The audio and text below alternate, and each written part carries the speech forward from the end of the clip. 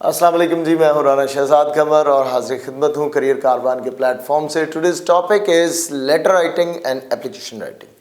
आपको पता है कि ये बहुत इंपॉर्टेंट टॉपिक है। स्टूडेंट्स इसमें आमतौर पर परेशान भी होते हैं और लेटर राइटिंग करते हुए या एप्लीकेशन राइटिंग करते हुए जो सबसे इम्पॉर्टेंट चीज़ होती है वो है आपकी बिगनिंग, यानी स्टार्ट आपने कैसे लिया और आपने उसकी एंडिंग कैसे की। ठीक है जी। जैसे जस्ट सपोज दैट कि एड्रेस आपने लिखना है तो वो कैसे होना चाहिए, फिर उसके बाद उसकी सैल्यूटेशन कैसे होनी चाहिए और बॉडी और एंड पे क्लोजिंग कैसे होनी चाहिए। ठीक है जी। तो ये जो 4 स्टेप्स हैं इनमें बच्चे आमतौर पर परेशान कहाँ पे ज़्यादा होते हैं जी, फर्स्ट स्टेप में और लास्ट स्टेप में। ठीक है। फर्स्ट स्टेप क्या है, एड्रेस का। अब ये जो आपने स्टार्ट करना है, जहाँ से आपने आपकी एप्लीकेशन या लेटर आपका स्टार्ट होना है वो है आपका एड्रेस होता है। यानी आप बता रहे होते हैं कि मैं कहाँ से लिख रहा हूँ ये। ठीक है। और उसके बाद फिर आपके सैल्यूटेशन आ जाती है जिसमें आप डियर सर या आप डियर फादर लिखते हैं। फिर उसके बाद उसकी बॉडी है और फिर एंड पे उसकी क्लोजिंग होती है। सबसे पहली तो इम्पॉर्टेंट चीज़ मैं आपको बता दूं कि बच्चे जो है ना वो इस बात में बहुत ज़्यादा कंफ्यूज रहते हैं कि भाई इसको हम जो एड्रेस है उसको हम राइट पे लिखें या लेफ़्ट पे लिखें। ठीक है। ये बहुत ज़्यादा कन्फ्यूजन होती है। उसके बाद फिर आ जाता है एड्रेस के बाद नीचे जो क्लोजिंग लिखनी है, क्लोजिंग जो है वो राइट पे होनी चाहिए या लेफ़्ट पे होनी चाहिए। तो मैं आज आपको ये कन्फ्यूजन भी आपकी दूर कर देता हूँ और फिर हम इसके बाद बाकी चीज़ें भी साथ साथ डिस्कस करते जाएंगे। ठीक है। सबसे पहले हम इस तरह करते हैं जी कि लेटर जो है वो हम बाद में करेंगे, पहले हम एप्लीकेशन राइटिंग कर लेते हैं। एप्लीकेशन राइटिंग में पहले रवाज होता था कि आप लिखते थे टू द प्रिंसिपल। ठीक है। तो अब जो है वो टू द प्रिंसिपल नहीं लिखा जाता, टू नहीं लिखा जाता, बल्कि द प्रिंसिपल से एप्लीकेशन आपकी स्टार्ट होती है। ठीक है। ये आपकी मार्जिन लाइंस हैं, एक ये मार्जिन लाइन है और ये एक आपकी ये मार्जिन लाइन है। इट्स सपोज दैट कि आपकी ये मार्जिन लाइंस आपका पेपर है, दिस इज़ योर पेपर। ठीक है। हम इस पेपर में कितनी हम मार्जिन कहाँ से हमने रखना है, ये अब आप इस चीज़ को गौर से देखिएगा। जस्ट सपोज दैट कि आप एक एप्लीकेशन लिखना शुरू कर रहे हैं तो एप्लीकेशन आपने कहाँ से शुरू करनी है। ठीक है जी। सो दिस इज़ व्हाट जी द प्रिंसिपल। ये आपका मार्जिन लाइन है लेफ्ट साइड का। ठीक है। और यहाँ से आप मार्जिन लाइन के साथ आप बिल्कुल साथ आप मार्जिन लाइन के स्टार्ट करते हैं। ठीक है। The principal. ओके। सो हमने द प्रिंसिपल तो हमने लिख लिया। अब इंपॉर्टेंट चीज़ इसमें क्या है कि कौन सा लेटर कैपिटल आना है और कौन सा लेटर स्मॉल में आना है, ये सबसे इंपॉर्टेंट चीज़ है बच्चों। यानी जब आप लिख रहे हैं तो इसमें द का टी कैपिटल होना चाहिए और प्रिंसिपल का पी कैपिटल होना चाहिए और यहाँ पर आपने एक कॉमा लगाना है। मैं इसको कलर कर दूंगा ताकि आपको अंडरस्टैंडिंग हो सके। यानी द प्रिंसिपल आपने लिखा तो द प्रिंसिपल लिखते हुए आपने फर्स्ट तो द का टी कैपिटल किया, सेकंड प्रिंसिपल का पी कैपिटल किया और उसके बाद आपने कॉमा लगाना है यहाँ पर प्रिंसिपल के एंड पे। ठीक है। अच्छा, एक चीज़ आपने जहन में रखनी है, जो आज तक पढ़ाते हुए 15 ईयर्स में मैंने देखा बच्चे मैक्सिमम मिस्टेक करते हैं वो प्रिंसिपल के स्पेलिंग होते हैं। ठीक है। आपकी जब एप्लीकेशन चेक करता है एग्जामिनर तो वो सबसे पहले आपके प्रिंसिपल की स्पेलिंग चेक करता है। तो प्रिंसिपल के स्पेलिंग जो है ना वो PAL के साथ आपने लिखने हैं, PAL। ठीक है। आमतौर पर बच्चे क्या करते हैं वो PLE, यानी वो जो आप लिखते हैं ना फिजिक्स में या केमिस्ट्री में प्रिंसिपल, आप साइंटिफिक जो लैंग्वेज यूज़ कर रहे होते हैं उसमें आमतौर पर वर्ड प्रिंसिपल आता है जिसका मतलब होता है असूल। ठीक है। तो बच्चे उसी को जहन में रखा होता है और आमतौर पर मैंने देखा है कि मेडिकल और FSC के बच्चे भी जो अच्छे खासे पढ़ने में होते हैं वो भी प्रिंसिपल PLE वाला लिख जाते हैं। एक चीज़ आपने ये जहन में रखनी है। अच्छा, द प्रिंसिपल लिख लिया जी। द प्रिंसिपल लिखने के बाद अब आप लिखने लगे हैं एड्रेस। एड्रेस क्या है, आपके कॉलेज का एड्रेस। लेकिन आपको पता है इस बात का कि कॉलेज का आपने एड्रेस नहीं लिखना होता। ठीक है। आपकी एप्लीकेशन में इस चीज़ की जो है वो आप लोगों को रोका गया होता है कि आप अपना एड्रेस नहीं लिख सकते, आप अपने कॉलेज का नेम भी नहीं लिख सकते। So that you have to write supposed address, ठीक है, फर्जी आपने एड्रेस लिखना होता है और उसका तरीकाकार क्या है वो सबसे इंपॉर्टेंट है, ठीक है जी।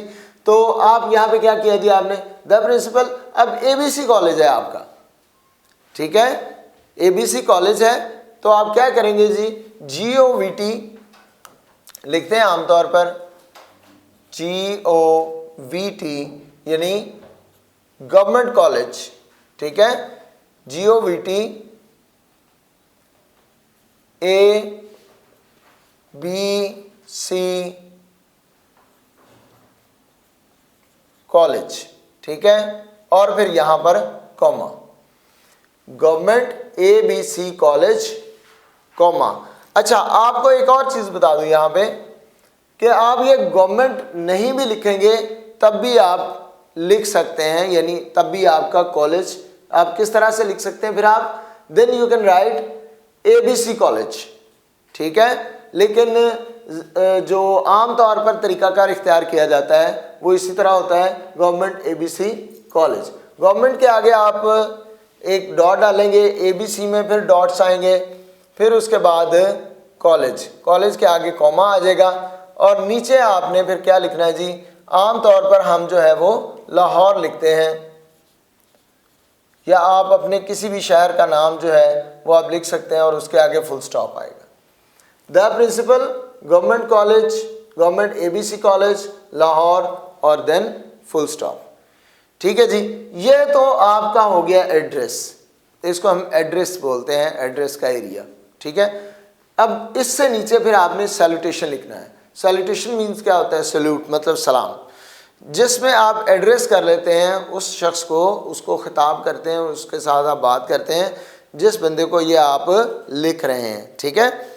सो क्या है जी, आप डियर सर, ठीक है, या डियर मैडम, डियर सर,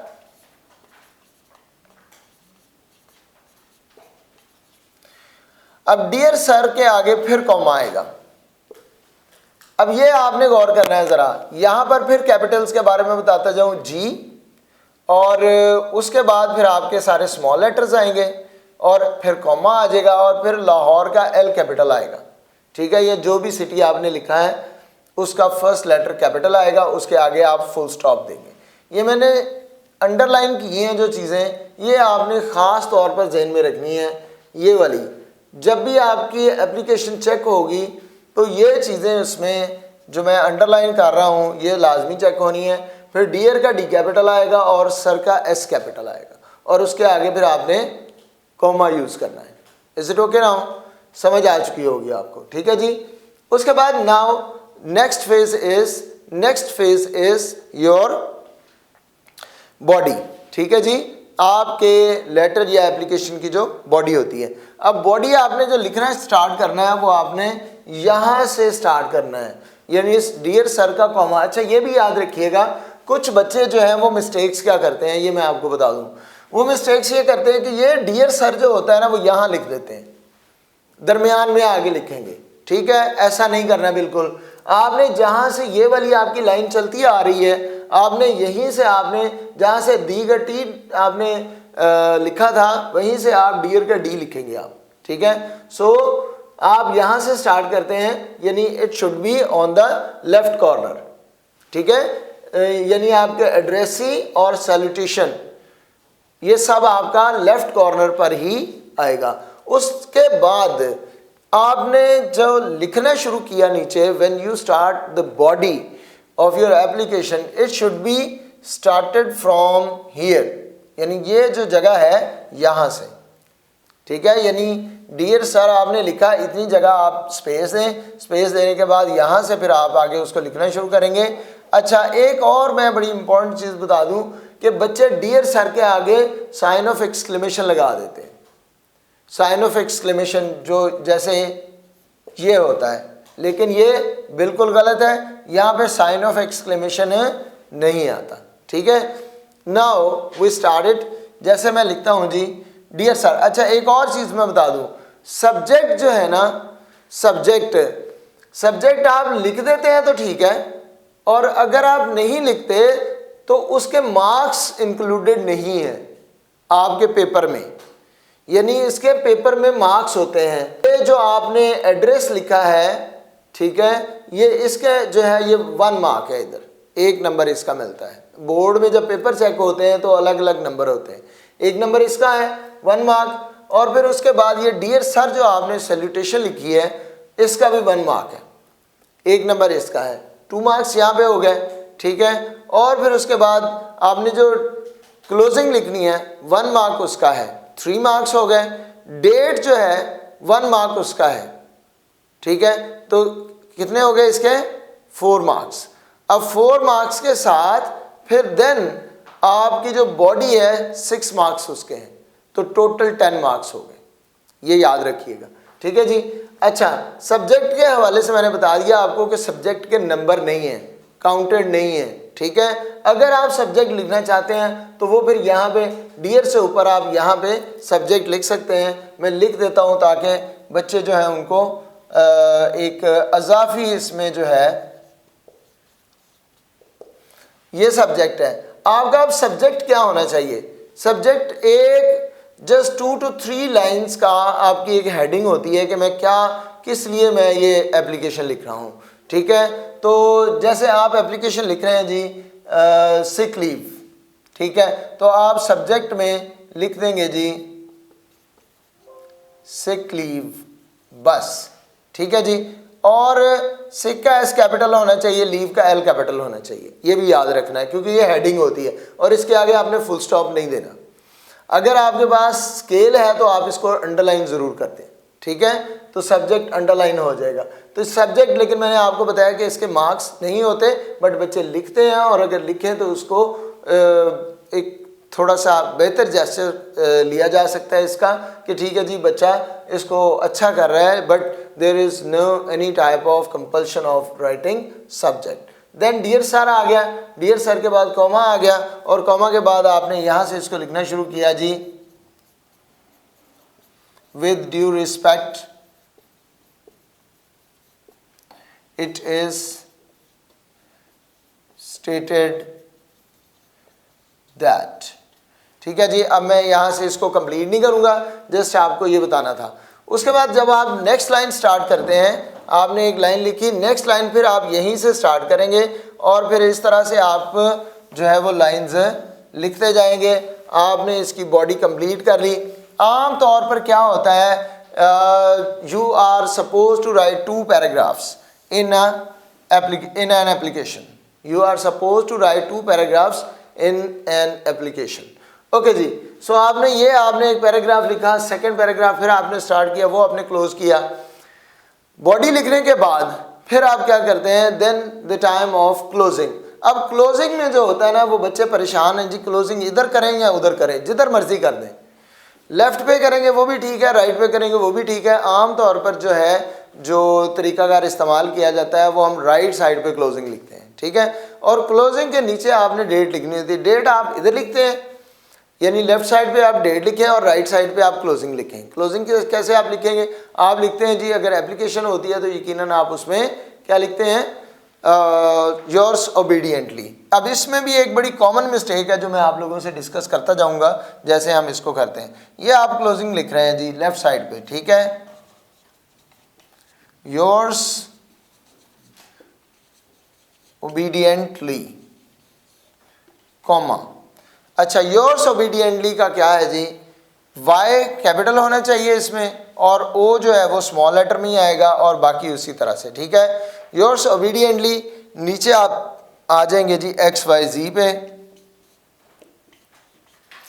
अच्छा, XYZ में आपने 2 जो है ना वो ये डॉट्स लगाने हैं, यानी फुल स्टॉप्स देने हैं, X के बाद और Y के बाद, Z के बाद फुल स्टॉप देने की ज़रूरत नहीं है। अब आ जाता है जी कि आपने डेट कहाँ पे लिखनी है, तो इसके बिल्कुल बराबर में ही आप इसके इक्वली आप यहीं पे आप लिख सकते हैं, ठीक है। इससे थोड़ा सा ऊपर भी लिख सकते हैं और नीचे भी लिख सकते हैं, यानी बेहतर ये है कि इक्वल टू योर्स ओबीडियंटली और यहाँ पे आप इसकी डेट लिखें। अब डेट का जो मेथड है दैट इज़ वेरी इंपॉर्टेंट, ठीक है। बच्चे इसमें गलती करते हैं और क्या गलती होती है जी, आपके अगर पेपर फरवरी में हो रहे हैं तो बच्चा कहता है मैं फरवरी ही लिखूँ, एग्जैक्ट डेट डालूँ, अगर आपके पेपर हो रहे हैं सितंबर में तो बच्चा कहता है मैं सितंबर ही लिखूं, मैं एग्जैक्ट डेट डालूं, ये बिल्कुल कोई कॉन्सेप्ट नहीं है। आपको एग्जैक्ट डेट लिखने की ज़रूरत नहीं है। आप वो वाला जो मंथ है आप मत लिखें जिसमें आप पेपर हो रहे हैं, अगर उसके स्पेलिंग जो है वो लॉन्ग है। जस्ट सपोज दैट फरवरी लिखा, जनवरी लिखा, स्पेलिंग मिस्टेक हो गई तो आपकी वो डेट क्रॉस हो जाएगी, आपका एक नंबर कट जाएगा। ठीक है, आप एक जो है ना वो मंथ ज़हन में रखें, एक डेट आप जहन में रखें और वही आप लिख दें, क्योंकि इसमें कोई कंपल्शन नहीं होती कि आपने एग्जैक्ट डेट लिखनी है। ठीक है जी, एक तो ये चीज़ हो गई। दूसरा, आपने मंथ का एब्रीवेशन नहीं लिखना, यानी FEB नहीं लिखना।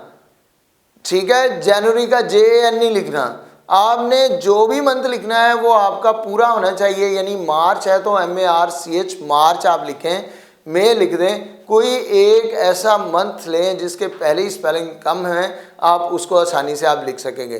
फिर उसके बाद डेट लिखते हुए भी बच्चे गलतियां करते हैं। किस तरह से, जैसे मैं लिखने लगा हूं जी मार्च 7, 2022 मैंने कर दिया जी, चले नहीं 1 ही कर देते हैं। ठीक है, 21। अच्छा, अब यहाँ फुल स्टॉप जो है ना ये मर्जी है आपकी, दे देंगे तो ठीक है, नहीं दे देंगे तो बेहतर है, नहीं देंगे तो ज़्यादा बेहतर है। ठीक है, तो अगर कुछ बच्चे फुल स्टॉप लगा भी देते हैं तो वो क्रॉस नहीं होता। ठीक है, यहाँ पर कॉमा आना जो है ना ये ज़रूरी है, दिस इज़ इम्पॉर्टेंट। ठीक है, ये बल्कि इम्पॉर्टेंट की बजाय ये कंपल्शन है कि यहाँ पे कॉमा आना है। मार्च का M कैपिटल, उसके बाद आपने उसकी डेट लिखी 07 और फिर आपने कर दिया सेशन लिख दिया कि सेशन कौन सा है, ये आपकी डेट है। अब बच्चे जो है ना वो मिस्टेक्स बहुत सारी करते हैं। एक और मैं डेट का आपको बता देता हूँ कि एक और तरीकाकार जो सेकंड वे है आपका वो किस तरह से है। वो आप लिखेंगे 7 मार्च 2020। अब ये मैं आपको दूसरा तरीका आपको बता रहा हूँ लिखने का कि आपने डेट किस तरह लिखनी है। ठीक है, अब 7th मार्च लिखना है आपने। क्यों 7th मार्च आपने इसलिए लिखना है, अगर यहाँ पे आप मंथ बाद में लिख रहे हैं, यानी after the date, if you are writing your month after the date then you will add TH। 7th March 2021। ठीक है, और if you are writing month, first you are writing month then you are writing date, then no need बल्कि लिखना ही नहीं है, आपने TH नहीं इसके साथ लिखना।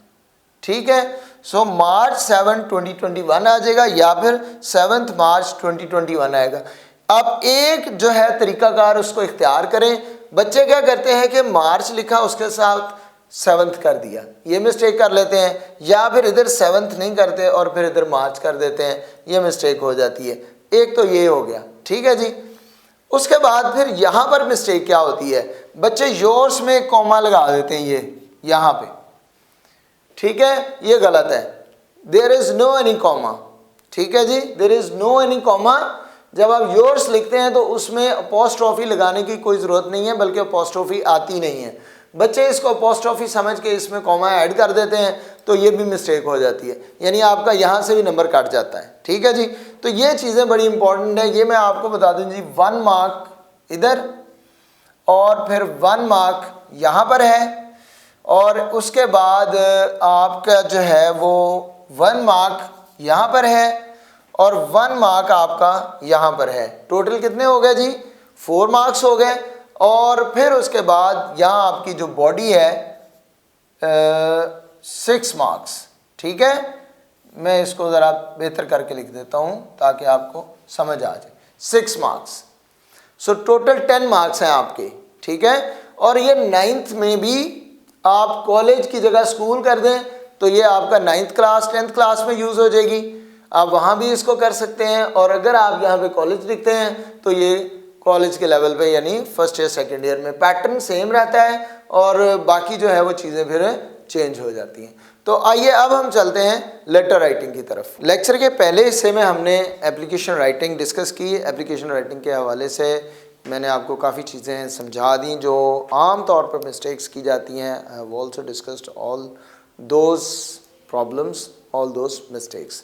Now we are going towards letter writing. What is letter writing? Letter writing में जो मैंने आते ही लेक्चर के स्टार्ट में बात की थी कि बच्चे कंफ्यूज रहते हैं। एप्लीकेशन में तो ऑब्वियसली हमने लेफ्ट पर ही लिखना होता है उसका एड्रेस, बट लेटर राइटिंग में students are sometimes confused about that whether we should write on the right side or on the left side. So don't worry about this. आप उसको राइट पे लिखें या लेफ्ट पे लिखें, ठीक है। लेटर का जो एड्रेस है वो आप राइट पे लिखें या लेफ्ट पे लिखें, एक ही बात है, कोई मसला नहीं है, ठीक है। पहली तो ये बात, बट जो एक जनरल प्रैक्टिस है वो राइट पे लिखने की है, इसलिए मैं उसको राइट पर ही लिखूंगा, ठीक है जी। सो हम स्टार्ट करते हैं। आपको पता है एड्रेस में हमने जो रियल एड्रेस होता है वो नहीं लिखना होता, so that we have to write examination hall. मैं आज आपको एक ये भी बात बताऊँ, आम तौर पर अभी तक शायद आपको ना पता हो कि एग्जामिनेशन हॉल जो आप लिखते हैं दैट इज़ योर एड्रेस, ठीक है जी। ये आपका एड्रेस होता है कि मैं कहाँ से लेटर लिख रहा हूँ बैठ के, ठीक है। तो इसलिए एग्जामिनेशन हॉल हम स्टार्ट करते हैं जी। हमने एक देखना होता है कि ये हमारा मार्जिन है, हमने मार्जिन के हिसाब से लिखना है, ठीक है, ताकि मार्जिन से ना सेंटर में तो आना ही नहीं चाहिए इसको, ये आप जहन में रखिए, सेंटर में से आना नहीं चाहिए। एंड यहाँ पे अगर हम इसको हम इतना मार्जिन देते हैं ताकि ये बिल्कुल सफिशिएंटली हमारे पास स्पेस हो कि हम लिख सकें। तो एग्जामिनेशन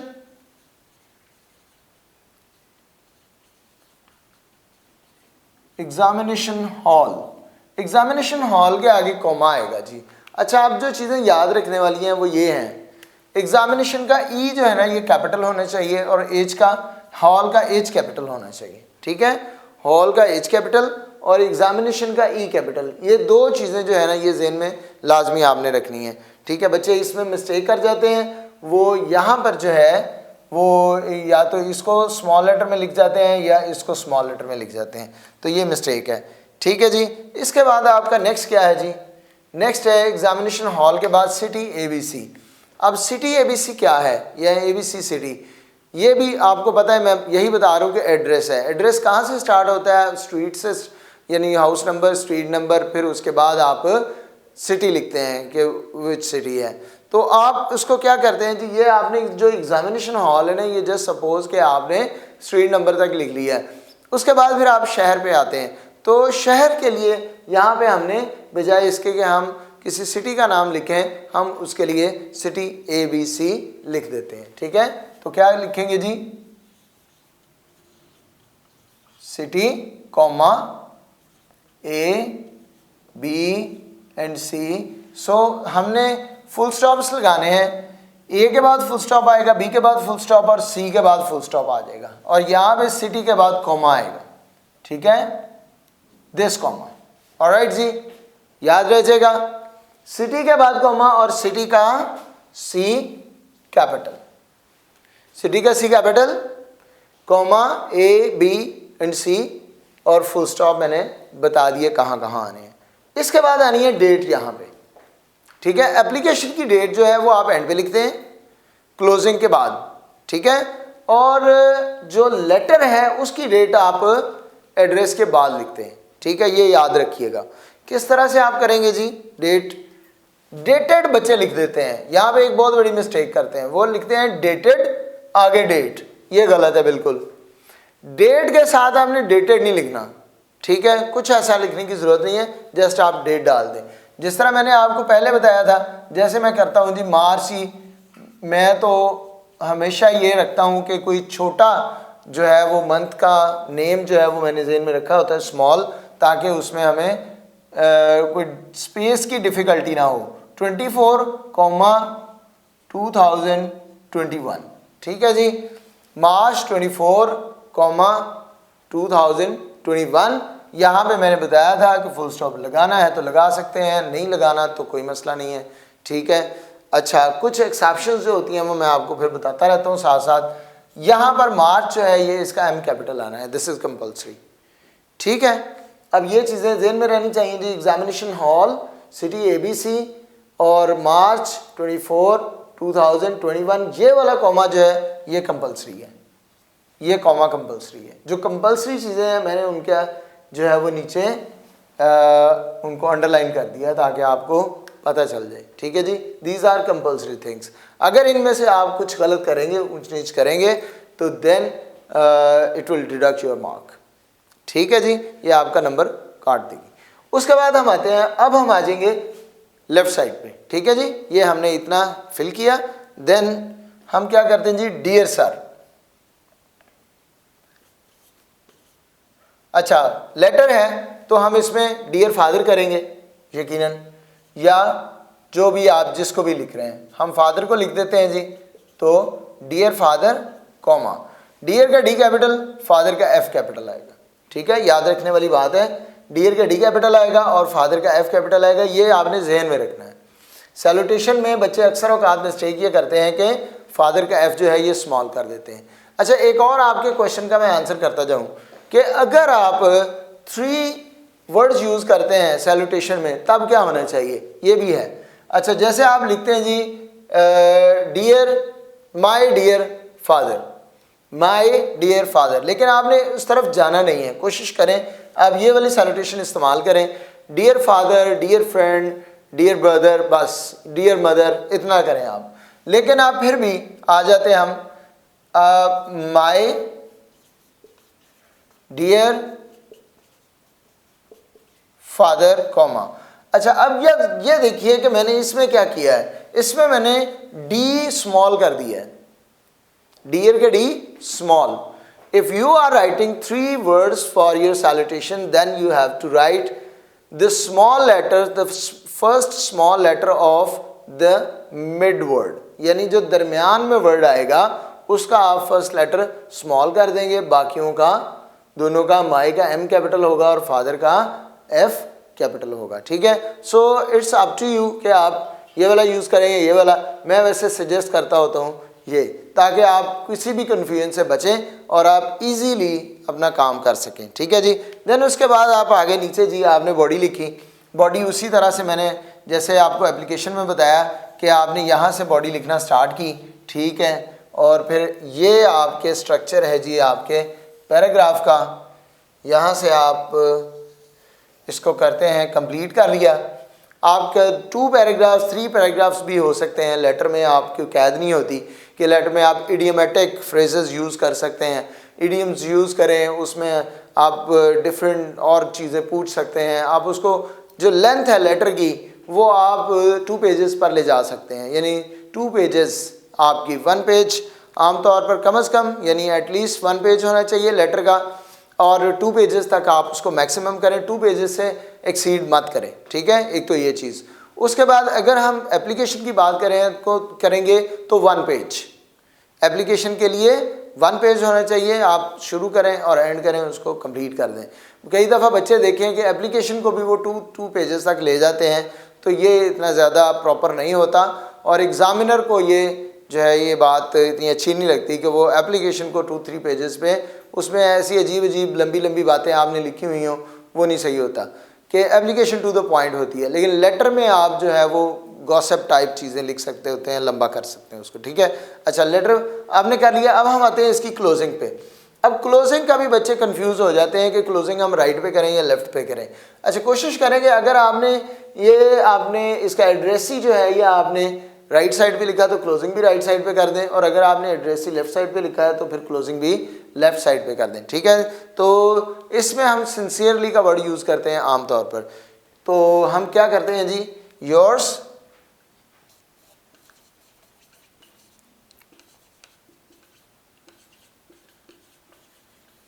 सिंसियरली कॉमा, ठीक है जी, योर्स सिंसियरली कॉमा, ठीक है जी। ये हमारा क्लियर हो गया।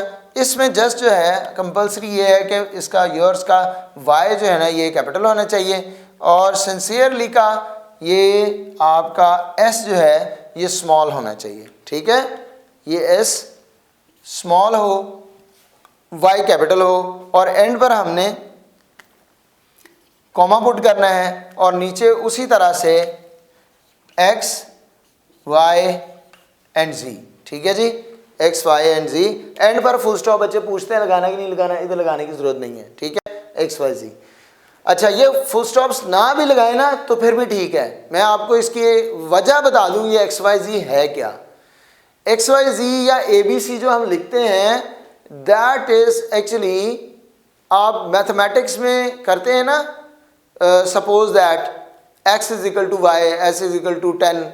अच्छा, आप कहते हैं जी वो जो आप x या y या z लिखते हैं वो आपने सपोज किया होता है, किसकी जगह पे, 10 की जगह पे, 2 की जगह पे, 3 की जगह पे, वो डिफरेंट आप लोग मैथमेटिक्स में समझते हैं।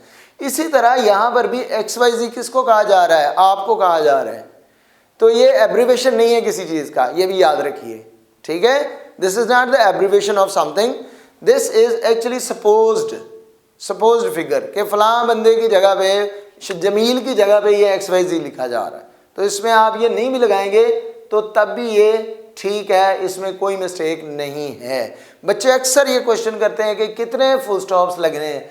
ये वाला फुल स्टॉप मैंने इसलिए लगाया है कि यहाँ पर ये ख़त्म हो जाती है, यानी it's the end of the sentence, so that's why this is the full stop. ये वाला फुल स्टॉप यहाँ पे इसलिए है। ये वाले फुल स्टॉप अगर आप नहीं भी लगाएंगे तब भी ये बिल्कुल ठीक है आपका, बट क्योंकि बच्चे कंफ्यूज हो जाते हैं इसलिए हम उनकी कंफ्यूजन को दूर करने के लिए हम यहाँ पे फुल स्टॉप्स लगा देते हैं। But this full stop is compulsory, ठीक है, because this is the end of the sentence. ठीक हो गया जी, ये चीज़ें क्लियर है। एक्स वाई जी आ गया, यहाँ पे फिर कॉमा की बात मैं करूँगा कि यहाँ कोई कॉमा नहीं लगना। बच्चे जो है यहाँ पे कॉमा लगाते हैं। इंटर और बैचलर के जब एग्ज़ाम हम पेपर चेक करते हैं तो उसमें मैं मैक्सिमम टाइम ये चीज़ देख चुका हूँ कि बच्चे यहाँ पर कॉमा लगाते हैं योर्स में, अपॉस्ट्रोफी समझकर इसको, ठीक है, हालांकि ये नहीं होती। ये आपने कॉमा यहाँ पे कोई पुट नहीं करना, योर्स सिंसियरली जस्ट ऐसे ही आएगा, ठीक है जी। और डेट आपने यहाँ पर लिख दी है, इसमें डेट नीचे लिखने की ज़रूरत नहीं होती। एप्लीकेशन में डेट आप नीचे लिखते हैं, उसका एक नंबर है बाकायदा, but there is no need to write date in the end of any letter because we have written this date. और ऑलराइट जी, क्लियर है। ये है टोटल हमारा पैटर्न इसका लेटर का, एप्लीकेशन का हमने ऑलरेडी डिस्कस कर लिया है और उम्मीद है आप लोगों को समझ आया होगा। राना शहजाद कमर को इजाज़त दीजिए। करियर कारवान का आपको सलाम, अल्लाह हाफिज़।